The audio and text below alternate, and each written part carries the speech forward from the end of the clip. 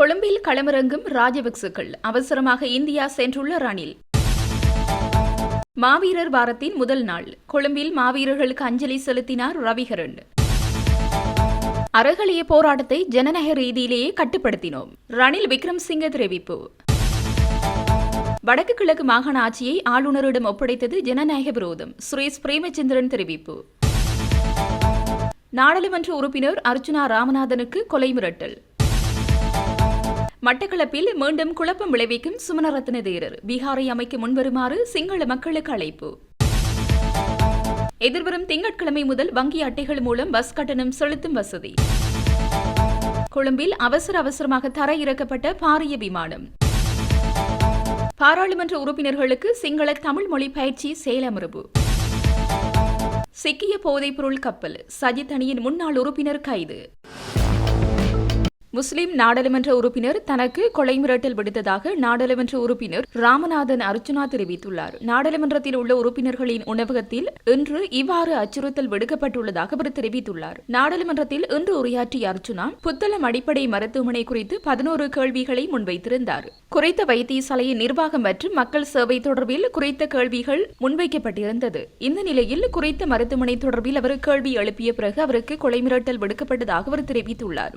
இதற்கு பதிலளித்த சபாநாயகர் ஜெகத் விக்ரமரத்ன இந்த விவகாரம் தொடர்பாக சிறப்புரிமை பிரச்சினையை எழுப்புமாறு அறிவுறுத்தியுள்ளமை குறிப்பிடத்தக்கது. நான் இப்போது புத்தளம் மாவட்டம் தொடர்பான கேள்வியை கேட்டுட்டு பாராளுமன்றம் போகின்ற போது அந்த கேன்டீனில் வாசலில் இருக்கிற கேமராவுக்கு முன்னால் புத்தளம் மாவட்டத்தில் இந்த பாராளுமன்ற உறுப்பினர் ஃபைசால் என்னை கொலை செய்வதாக ගරු මන්ත්‍රීතුමා අදාළ පොයින්ට් පොඩයක් මේ ගරු මන්ත්‍රීතුමා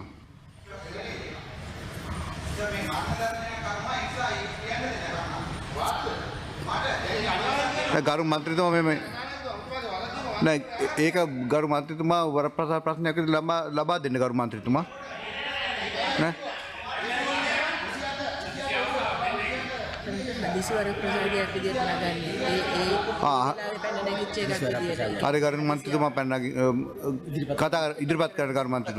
கௌரவ சபாநாயகர் அவர்களே, என்னை கொலை செய்வேன் என்று சொல்லி கேமராக்கு நேர முன்னால கேண்டீன்ல கேமராக்கு நேர முன்னால மமவா மரலதானுவான்னு சொல்லி எனக்கு நேராக சொல்லியிருக்கிறா. தயவு செய்து அந்த கேமராவை எடுத்து ரெக்கார்டிங் எடுத்து இன்கொயரியை ஸ்டார்ட் பண்ணுங்க. எனக்கு சாகிறதுக்கு பயம் இல்லை, ஆனால் ஒரு கேள்வியை கேட்டது.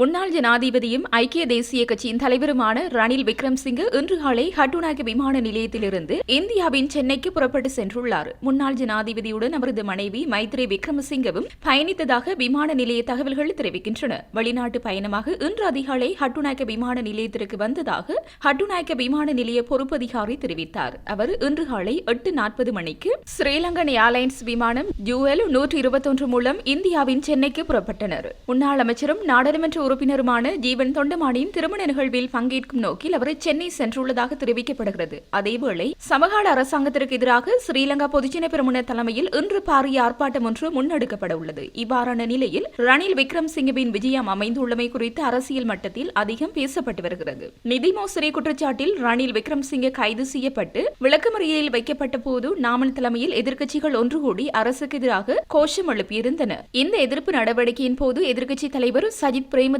உட்பட பலர் பங்கேற்றனர். இவ்வாறானதொரு நிலையில் இன்றைய எதிர்ப்பு பேரணியின் போது முன்னாள் ஜனாதிபதி மஹிந்த ராஜபக்ச கலந்து கொள்வதாக அறிவித்துள்ளமை குறிப்பிடத்தக்கது. மாவீரர் வாரம் இன்று ஆரம்பித்துள்ள நிலையில் தாயக பரப்பிலும் புலம்பெயர் தேசங்களிலும் மாவீரர்களுக்கான அஞ்சலி நிகழ்வுகள் முன்னெடுக்கப்பட்டு வருகின்றன. அந்த வகையில் வன்னி மாவட்ட நாடாளுமன்ற உறுப்பினர் துரைராசா ரவிகரன் மாவீரர் வாரத்தின் முதல் நாளில் இலங்கை தலைநகர் கொழும்பில் மாவீரர்களுக்கு உணர்வெழுச்சியுடன் தனது அஞ்சலிகளை செலுத்தினார். அந்த வகையில் மாவீரர் துயிலமில்லத்தினை தாங்கிய உருவப்படத்திற்கு சுடரேற்றி மலர்தூவி மாவீரர்களுக்கு உணர்வுபூர்வமாக அஞ்சலிகளை செலுத்தினார். 2026ஆம் ஆண்டிற்கான வரவு செலவு திட்டத்திற்கான நாடாளுமன்ற அமர்வுகளில் பங்கேற்ப தற்போது நாடாளுமன்ற உறுப்பினர் ரவிகரன் கொழும்பில் தங்கியுள்ள நிலையில் இவ்வாறு மாவீரர்களுக்கு உணர்வெழுச்சியுடன் அஞ்சலி மேற்கொள்ளப்பட்டிருந்தமை குறிப்பிடத்தக்கது. தாயக பிறப்பிலும் புலம்பெயர் தேசங்களிலும் மாவீரர் வாரம் இன்று ஆரம்பிக்கப்படுகின்றது. அந்த வகையிலே கார்த்திகை 27 அன்று மாவீரர் நாளென தமிழ் மக்கள் எங்கெங்கு வாழ்கின்றார்களோ அந்த இடங்களில் எல்லோரும் அனுஷ்டிக்கக்கூடிய ஒரு நாள். எதிரிகள் கூட இன்றைய நாளை நினைவில் வைத்திருக்கக்கூடிய ஒரு நாள். அவர்கள் என்னத்துக்காக போராடினார்கள் என்பது உங்கள் அனைவருக்கும் தெரிந்த விடயம். இப்போ அண்மையில் திருவோணமலையில் நடந்த சம்பவம் கூட, இப்படியான சம்பவங்கள் தமிழர் தாயக பிறப்பிலே எதிரிகளுடைய ஆக்கிரமிப்புகள் தொடர்ந்து நடைபெற்ற வண்ணம் இருந்தபடியால் தான் இந்த போராட்டம் ஆரம்பிக்கப்பட்டது. அந்த வகையில் அவர்கள் எங்களுக்கு தெய்வங்களாக இருந்து நிச்சயமாக எங்களை வழி நடத்துவார்கள் என்பது எமது எண்ணம், திண்ணமும் கூட. நிச்சயமாக அவர்களுடைய கனவுகள் நிறைவேறும் நாளை எதிர்பார்த்து நாங்கள் இந்த அஞ்சலியை இன்று தொடக்கம் இந்த மாவீரர் வாரத்திலே அனுஷ்டிக்கின்றோம். தென் கடற்பகுதியில் கடற்படையினரால் கைப்பற்றப்பட்ட மீன்பிடி படகிலிருந்து மீட்கப்பட்ட போதைப் பொருட்கள் தொடர்பான தகவல்கள் தற்போது வெளியிடப்பட்டுள்ளன. இந்த சம்பவம் தொடர்பில் முன்னாள் பிரதேச சபை உறுப்பினர் ஒருவர் போலீஸ் போதைப் பொருள் ஒழிப்பு பிரிவினரால் கைது செய்யப்பட்டுள்ளார். கைது செய்யப்பட்டவர் பன்னல பிரதேச சபையின் ஐக்கிய மக்கள் சக்தியைச் சேர்ந்த முன்னாள் உறுப்பினர் என போலீசார் தெரிவித்தனர். இலங்கை கடற்படையினரால் குறித்த நெடுநாள் மீன்பிடி படகில் இருந்த 6 மீனவர்களும் நேற்று மாலை தங்காலை மீன்பிடி துறைமுகத்திற்கு அழைத்து வரப்பட்டனர். இதன்படி அந்த படகில் இருந்த 5 பைகளில் 100 பொதிகளாக அடைக்கப்பட்டிருந்த 115 கிலோவுக்கும் அதிகமான ஹெரோயின் மற்றும் 13 பைகளில் 200 பொதிகளாக அடைக்கப்பட்டிருந்த 261 கிலோவுக்கும் அதிகமான ஐஸ் போதைப் பொருளும் கண்டுபிடிக்கப்பட்டுள்ளன. மேலும் இந்த போதைப் பொருள் தொகையுடன் ஒரு ரிவால்வர், ஒரு பிஸ்டல் மற்றும் 2 மெகசீன்களும் கடற்படையினரால் கைப்பற்றப்பட்டுள்ளதாக குறிப்பிடப்பட்டுள்ளது. போதைப் பொருள் குற்றச்சாட்டில் கைது செய்யப்பட்ட பன்னல பிரதேச சபையின் ஐக்கிய மக்கள் சக்தியின் முன்னாள் உறுப்பினரின் கட்சி உறுப்புரிமை உடனடியாக நடைமுறைக்கு வரும் வகையில் இடைநிறுத்தப்பட்டுள்ளது. எதிர்க்கட்சி தலைவர் சஜித் பிரேமதாஸ் தனது எக்ஸ் கணக்கில் பதிவொன்றை இட்டு இதை உறுதிப்படுத்தியுள்ளார். இந்த சம்பவம் குறித்து மேலதிக நடவடிக்கைகளை எடுப்பதற்காக கட்சி தனியான விசாரணைகளை ஆரம்பித்துள்ளதாகவும் எதிர்க்கட்சி தலைவர் பதிவில் மேலும் குறிப்பிட்டுள்ளார். நாட்டில் இடம்பெற்ற அறகலிய போராட்டத்தை ஜனநாயக ரீதியில் கட்டுப்படுத்தியதாக முன்னாள் ஜனாதிபதி ரணில் விக்ரம்சிங்கே தெரிவித்துள்ளார். அத்தகைய போராட்டங்களுக்கு சர்வதேச சக்திகளின் ஆதரவு இருந்தாலும் இல்லாவிட்டாலும் அதற்கு பணியாமல் செயற்பட வேண்டும் என அவர் சுட்டிக்காட்டினார். கொழும்பில் இடம்பெற்ற நிகழ்வொன்றில் கலந்து கொண்டு உரையாற்றும் போதே ரணில் விக்ரம்சிங்கே இதனை குறிப்பிட்டார். நாங்கள் எல்லாவற்றையும் நடைமுறைப்படுத்தியதால் எங்களால் இந்த நாட்டில் ஜனநாயகத்தை பாதுகாக்க முடிந்தது. பங்களாதேஷிலும் ஒரு பிரச்சினை ஏற்பட்டது. அங்கு வீதிக்கு இறங்கியவர்கள் மீது கடைசியில் அரசாங்கம் சுட வேண்டியதாயிற்று. எங்களுக்கு ஏற்பட்ட அளவு கடுமையான பிரச்சினை அவர்களுக்கு இல்லை. நேபாளத்தில் சமூக ஊடகங்களை கட்டுப்படுத்துவது பற்றி பாருங்கள். அங்குதான் பிரச்சினை தொடங்கியது. எங்களுக்கு இருந்தவை இவற்றை விட கடுமையான பிரச்சினைகள். எவ்வாறாயினும் ஜனநாயகத்தின் ஊடாக அதை பாதுகாக்க நாங்கள் செயற்பட்டோம். எங்களால் அதை செய்ய முடிந்தது. போராட்டம் ஒடுக்கப்பட்டது என்று BBC, அல் ஜசீரா என எல்லா இடங்களிலும் கூறினார்கள். எவ்வளவு ஒடுக்கினார்கள் என்றால், அடுத்த ஜனாதிபதி தேர்தலில் நான் தோற்றேன். உலகிலேயே இப்படிப்பட்ட வெற்றிகரமான ஒடுக்குமுறை எங்கேயும் நடந்திருக்கும் என்று நான் நினைக்கவில்லை. நான் சொல்ல வேண்டிய பாதையை நாமே உருவாக்கிக் கொள்ள வேண்டும். வெளியிலிருந்து சொல்வது போல் இவற்றை செய்ய முடியாது. இப்போது மேலும் ஒரு கேள்வி எழுந்துள்ளது. எமது பிராந்தியமான ஆசியாவில் இந்த போராட்டங்களுக்கு பின்னால் சக்திகள் இருக்கின்றனவா என்று. நாம் எதற்கும் அடிபணியாமல் இந்த பிரச்சனையை நாமே தீர்த்துக் கொள்ள முடிந்தது என்றார். மேலும் கருத்து தெரிவித்த ரணில் விக்ரம்சிங்கே, பொருளாதாரத்தையும் சீர் செய்தோம். நாட்டில் கோரிக்கைகள் இருந்தன. கோல்பேஸ் மைதானத்தில் போராட்டத்தில் நாடு முழுவதும் உரத்தை கொடுங்கள், உணவு கொடுங்கள், எரிபொருள் கொடுங்கள் என்று கேட்டார்கள். அந்த 3 தேவைகளையும் பூர்த்தி செய்தோம். ஜனநாயகத்தை பாதுகாக்க சொன்னார்கள், அதையும் செய்தோம். ஊழலை ஒழிக்க சொன்னார்கள், ஊழல் எதிர்ப்பு சட்டத்தை நிறைவேற்றினோம். ஒன்றை நினைவில் கொள்ளுங்கள், ஆசியாவிலேயே பழமையான ஜனநாயக நாடுகளில் ஒன்றுதான் இலங்கை. நாம் இதை போற்ற வேண்டும், இதை பாதுகாக்க வேண்டும், இதை முன்னோக்கி கொண்டு செல்ல வேண்டும். இது எந்த ஒரு அரசாங்கத்தினதும் கடமையாகும். அதை செய்ய முடியாவிட்டால் எங்களால் ஆட்சி செய்ய முடியாது என்று எந்த ஒரு அரசாங்கமும் சொல்ல முடியாது என்றார். மொழியின் மூலம் சரியான தொடர்பாடல்களை மேற்கொள்ள முடியாமையாலேயே இனவாத, மதவாத ரீதியான பல்வேறு பிரச்சினைகள் ஏற்படுகின்றன என சபாநாயகர் ஜகத் விக்ரமரத்ன தெரிவித்தார். பாராளுமன்ற உறுப்பினர்களுக்கு சிங்களம் மற்றும் தமிழ் மொழி தொடர்பான பயிற்சி செயலமரம் ஒன்று கடந்த 18ஆம் தேதி சபாநாயகர் ஜகத் விக்ரமரத்ன தலைமையில் பாராளுமன்றத்தில் ஆரம்பமானது. இதன்போது சபாநாயகர் இவ்வாறு தெரிவித்தார். பாராளுமன்ற உறுப்பினர்கள் சேவைகள் அலுவலகம் ஏற்பாடு செய்த இந்த செயலமர்வில் அரசகர்ம மொழிகள் திணைக்களத்தின் அதிகாரிகள் வளவாளர்களாக கலந்து கொண்டனர். செயலமர்வை ஆரம்பித்து வைத்து உரையாற்றிய சபாநாயகர், ஒரு மொழியில் சரியான முறையில் தொடர்பாடல்களை மேற்கொள்ள முடியாத சந்தர்ப்பத்திலேயே இனவாதம், மதவாதம் உள்ளிட்ட பல்வேறு பிரச்சினைகள் ஏற்படுகின்றன. அனைத்து இனங்களையும் மதிக்கும் ஒரு சிறந்த இலங்கையர் என்ற சமூகத்தை உருவாக்குவதற்கு பாராளுமன்ற உறுப்பினர்கள் பொதுமக்களுடன் சிறந்த தொடர்புகளை ஏற்படுத்தி சமூகங்களை வழிநடத்துவதற்கு மொழிகளின் முக்கியத்துவத்தை அவர் வலியுறுத்தினார். இங்கு மேலும் கருத்து தெரிவித்த நீதி மற்றும் சமூக ஒருமைப்பாட்டு அமைச்சர் ஹர்சன நாணயக்காரு, மொழி என்பது தொடர்பாடலை ஏற்படுத்தும் கருவி மாத்திரமின்றி அது குறித்த மொழியை பேசும் சமூகத்திற்கு கொடுக்கும் கௌரவமாகும். எந்த ஒரு நபரும் அவர் பேசும் மொழியின் காரணமாகவே எந்த வகையிலும் வித்தியாசமாக நடத்தப்படக்கூடாது. நாட்டின் மிக உயர்ந்த நிறுவனம் இந்த வழியில் 3 மொழிகளில் பணியாற்றுவதனால் காண்பிக்கப்படும் முன்மாதிரி அரசகர்ம மொழிகளை கடைபிடிப்பதில் பொதுமக்களுக்கு ஊக்கத்தை அளிக்கிறது என்றார். இதற்கமைய சிங்கள மொழி பாடநெறியை தொடர்வதற்கு 21 பாராளுமன்ற உறுப்பினர்களும், தமிழ் மொழி பாடநெறியை தொடர்வதற்கு 63 பாராளுமன்ற உறுப்பினர்களும் விண்ணப்பித்துள்ளனர். துபாயிலிருந்து ஆஸ்திரேலியாவின் பிரிஸ்பேனை நோக்கி சென்ற EK-434 ரக எமிரேட்ஸ் விமானம் நேற்றிரவு ஹட்டுநாயக்க விமான நிலையத்திலிருந்து அவசரமாக தரையிறக்கப்பட்டது. விமானத்தில் பயணித்த பயணியொருவருக்கு திடீரென நோய்வாய்ப்பட்டதை அடுத்து அவசரமாக தரையிறக்கப்பட்டது. இந்நிலையில் நோய்வாய்ப்பட்ட பயணி மருத்துவ சிகிச்சைக்காக வைத்தியசாலையில் அனுமதிக்கப்பட்டார். உலகின் மிகப்பெரிய பயணிகள் விமானங்களில் ஒன்றான ஏர்பஸ் A380 ரக பெரிய அகலமான இந்த விமானம் இரவு 7:15 மணியளவில் ஹட்டுநாயக்கவில் தரையிறங்கி பின்னர் இரவு 9:20 மணியளவில் பிரிஸ்பேனுக்கு புறப்பட்டது. மட்டக்களப்பில் மீண்டும் குழப்பங்களை ஏற்படுத்துகின்ற நடவடிக்கையை மங்களராம விஹாராதிபதி அம்பட்டிய சுமணரத்ன தேரர் முன்னெடுத்து வருவதாக தெரிவிக்கப்படுகிறது. மட்டக்களப்பு ஏறாவூர் பெற்ற பிரதேச செயலாளர் பிரிவுக்குட்பட்ட பன்குடாவளி பகுதியில் உள்ள தொல்பொருள் பகுதிக்கு சென்று நேரலை ஒன்றை செய்துள்ளதுடன் அங்கு விஹாரையினை அமைக்க முன்வருமாறு சுமணரத்ன தேரர் கோரிக்கை விடுத்துள்ளார். பன்குடாவளி பிரதேசம் 100% இந்துக்கள் கிறிஸ்தவ மக்கள் வாழும் பகுதியாகும்.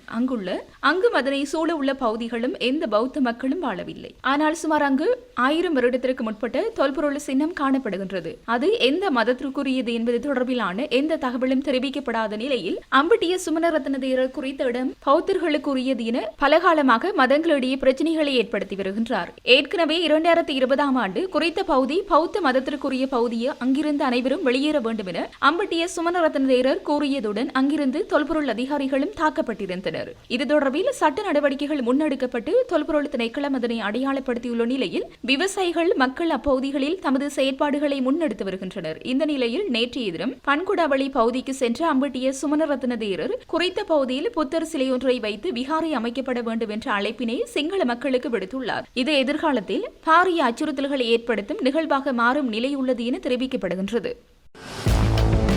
வங்கி அட்டைகள் மூலம் பஸ் கட்டணம் செலுத்தும் நடைமுறை எதிர்வரும் திங்கட்கிழமை முதல் ஆரம்பமாக உள்ளது.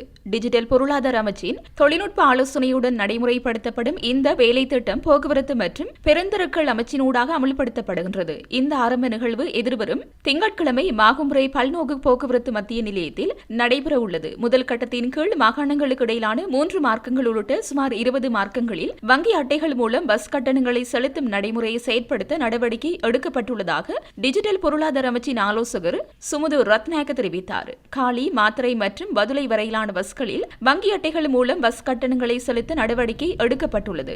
5 தனியார் மற்றும் அரச வங்கிகள் இதற்கு இணக்கம் தெரிவித்துள்ளதாக சுமுது ரத்நாயக்க தெரிவித்தார். பயணிகளுக்கு மிகுதி பணம் வழங்குவதில் காணப்படும் சிக்கலுக்கு தீர்வு வழங்குதல் மற்றும் பஸ் உரிமையாளர்களுக்கு கிடைக்கும் வருமானத்தை சரியாக கணக்கிடுதல் ஆகிய வசதிகள் இதனூடாக கிடைக்க உள்ளது.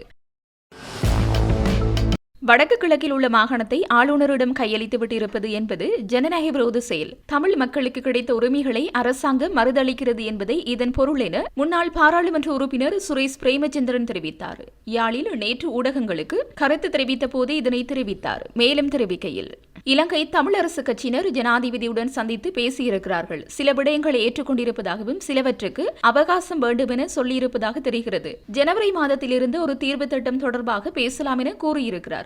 யுத்தம் நடந்த காலத்திலும் யுத்தம் முடிந்ததற்கு பிற்பாடு வரை பல்வேறுபட்ட பேச்சுவார்த்தைகள் நடைபெற்றிருக்கிறது. பல விடயங்கள் பேசி எதுவுமே நடைமுறைக்கு கொண்டுவராத சூழலே காணப்பட்டது.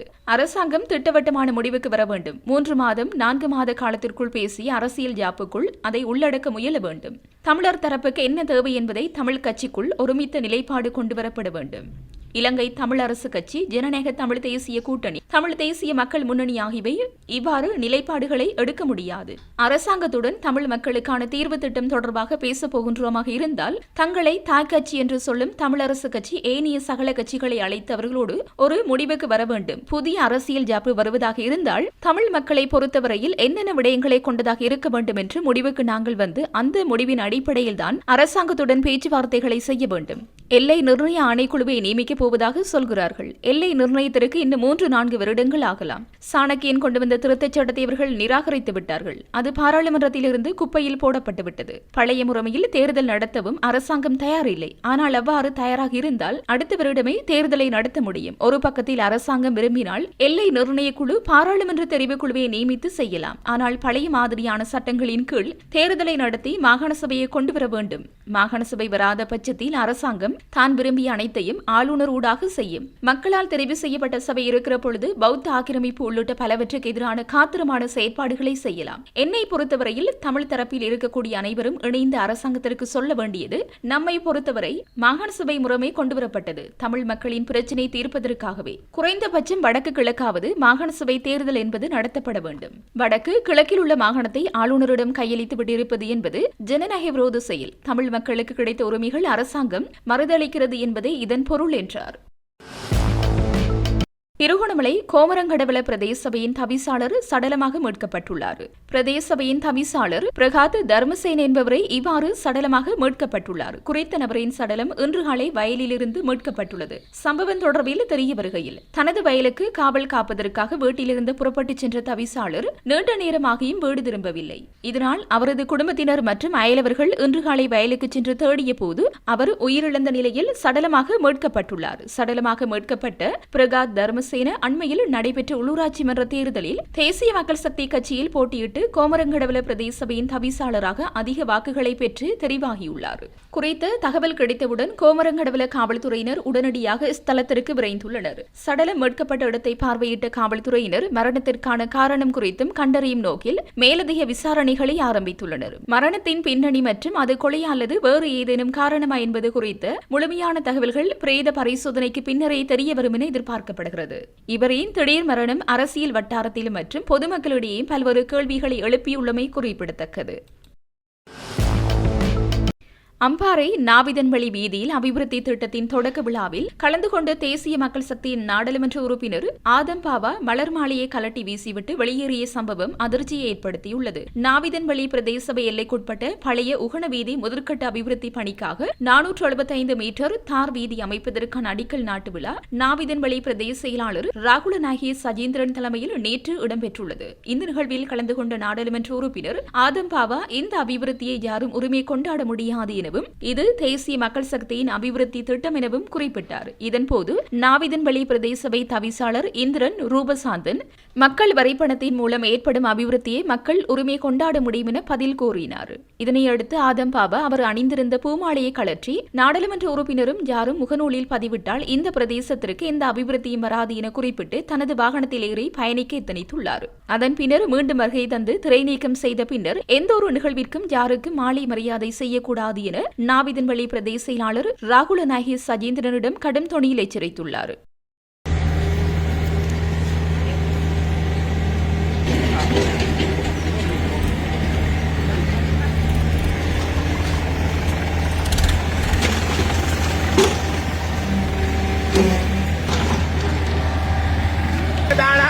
අපි දරුවෝ ඉල පෙන්නන්න එපා.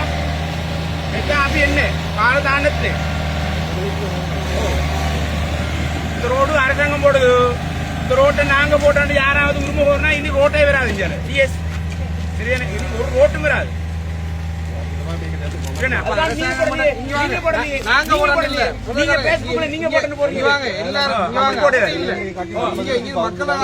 நீங்க தான் பொறுப்பு. கட்டாயம் இது சம்பந்தமாக கம்ப்ளைண்ட் பண்ணிக்கிறேன் ஜனாதிபதிக்கு. இதுக்கு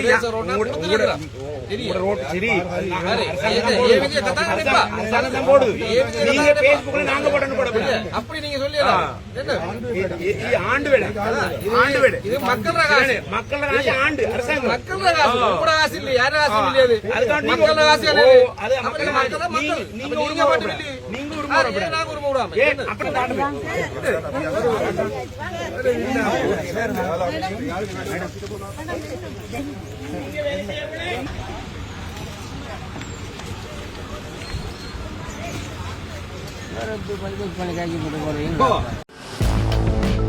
ஒழுங்கமைக்கப்பட்ட குற்றவாளியும் போதைப்பொருள் கடத்தல்காரருமான கெகல்பத்ர பத்மேவின் தாயாருக்கு சொந்தமான லொரியொன்றை ரம்புக்கணை காவல்துறையினர் பறிமுதல் செய்துள்ளனர். ரம்புக்கணை காவல்துறையினர் மூலம் நேற்றிரவு மேற்கொள்ளப்பட்ட விசேட சோதனை நடவடிக்கையின் போது குறித்த லொரி இவ்வாறு பறிமுதல் செய்யப்பட்டுள்ளது. அதன்படி உரிமம் இல்லாமல் மணல் கடத்தலில் ஈடுபட்ட போது குறித்த லொரி பறிமுதல் செய்யப்பட்டுள்ளது. உரிமம் இல்லாமல் மணல் கடத்தியதற்காக லொரியின் ஓட்டுநர் மற்றும் உதவியாளர் கைது செய்யப்பட்டு விசாரணைக்குட்படுத்தப்பட்டுள்ளனர்.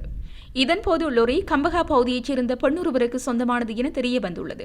ஜெய்சிங் ஆராய்ச்சிகே மாலனி என்ற குறித்த பெண் கெகல்பத்ர பத்மேவின் தாயார் என மேலதிக விசாரணைகளில் தெரிய வந்துள்ளது. இந்த நிலையில் குறித்த சம்பவம் தொடர்பில் காவல்துறையினர் மேலதிக விசாரணைகளை மேற்கொண்டு வருகின்றமை குறிப்பிடத்தக்கது. தாய்நாட்டிற்காக தங்கள் உயிரை தியாகம் செய்த போர் வீரர்களின் பெற்றோருக்கும் இலங்கையின் அமைதி மற்றும் பிராந்திய ஒருமைப்பாட்டை உறுதி செய்வதற்காக கடமையின் போது தியாகம் செய்த போர் வீரர்களுக்கான கொடுப்பனவு தொடர்பில் முக்கிய அறிவிப்பொன்று வெளியாகியுள்ளது. ரணவீர சேவா அதிகார சபையின் பெற்றோர் பராமரிப்பு பிரிவு குறித்த பெற்றோர் பராமரிப்பு கொடுப்பனவை வழங்க உள்ளது. இந்த கொடுப்பனவின் கீழ் தகுதியுள்ள பெற்றோருக்கு மாதாந்திரம் 750 வழங்கப்படும் என்று குறிப்பிடப்பட்டுள்ளது. உதவித்தொகை பெறும் பெற்றோர் உயிருடன் இருப்பதை உறுதிப்படுத்த தொடர்புடைய சான்றிதழ்களை வருடத்திற்கு ஒருமுறை ரணவீர சேவா அதிகாரியிடம் சமர்ப்பிக்க வேண்டும். இந்த சான்றிதழை பெற்றோர் வசிக்கும் கிராம சேவையாளர் பிரிவின் கிராம சேவர் அலுவலரால் சான்றளிக்கப்பட்டு நடப்பாண்டின் நவம்பர் 1ஆம் தேதியிலிருந்து அடுத்த ஆண்டு பிப்ரவரி வரை 4 மாதங்களுக்கு ரணவீர சேவா அதிகார சபைக்கு அனுப்ப வேண்டும். தற்போது தகுதியுள்ள 32,867 பயனாளிகளில் சுமார் 17,000 பயனாளிகள் மட்டுமே சான்றிதழை முறையாக வழங்கியுள்ளனர். மீதமுள்ள பயனாளிகளின் சான்றிதழ்கள் சரிபார்க்காததால் அவர்களின் மாதாந்திர கொடுப்பனவுகள் தற்காலிகமாக இடைநிறுத்தப்பட வேண்டியுள்ளது. ஏற்கனவே பயோடேட்டா சான்றிதழை வழங்காத போர் வீரர்களின் பெற்றோர்கள் பயோடேட்டா சான்றிதழை உடனடியாக வழங்கவும், அவர்களின் கொடுப்பனவுகளை பெறுவதற்கான சட்டப்பூர்வ உரிமையை பாதுகாக்க நடவடிக்கை எடுக்கவும் ரணவீர சேவா அதிகார சபை கடுமையாக வலியுறுத்தியுள்ளது. மேலும் இந்த சான்றிதழை சமர்ப்பிப்பது உதவித்தொகையை தொடர்ந்து பெறுவதற்கான ஒரு சட்டப்பூர்வ கடமையாகும். மேலும் தாமதம் ஏற்பட்டால் நிலுவைத் தொகை இழக்க நேரிடும் என அதிகார சபை தெரிவித்துள்ளது. கொழும்பிலிருந்து சென்ற பேருந்தில் சிறுவனின் பையிலிருந்து பெருந்தொகை கஞ்சா மீட்கப்பட்டதாக போலீசார் தெரிவித்துள்ளனர். கொழும்பிலிருந்து மொனராகலை நோக்கிச் சென்ற தனியார் பயணிகள் பேருந்தை புத்தள போலீசார் புத்தள நகரில் சோதனையிட்டனர். 119 போலீஸ் அவசர தொலைபேசி இலக்கத்திற்கு கிடைத்த தகவலின் அடிப்படையில் இந்த சோதனை நடவடிக்கை முன்னெடுக்கப்பட்டுள்ளது. இதன்போது ஒரு சிறுவனின் பையில் மறைத்து வைக்கப்பட்டிருந்த 1 கிலோகிராம் உலர்ந்த கஞ்சா கண்டுபிடிக்கப்பட்டது. பேருந்தில் இருந்த சிறுவனின் தந்தையும் கஞ்சாவின் உரிமையாளருமானவர் கைது செய்யப்பட்டுள்ளார். அவர் பலஹருவா குடாஒயா பகுதியைச் சேர்ந்த 27 வயதுடையவர் ஆகும். சந்தேக நபருடன் வழக்கு பொருட்களும் வெள்ளவாய நீதவான் நீதிமன்றத்தில் முன்னிலைப்படுத்தப்பட உள்ளன. புத்தள போலீஸ் நிலைய பொறுப்பதிகாரி WMJ பண்டார் உள்ளிட்ட அதிகாரிகள் குழு இந்த சோதனை நடவடிக்கை முன்னெடுத்துள்ளனர்.